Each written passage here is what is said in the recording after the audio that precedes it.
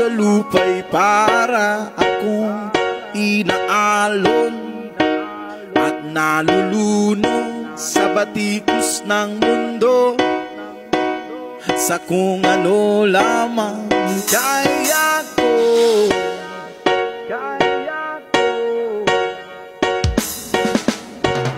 Pigang-piga na sa mga problemang di masolusyonan agad,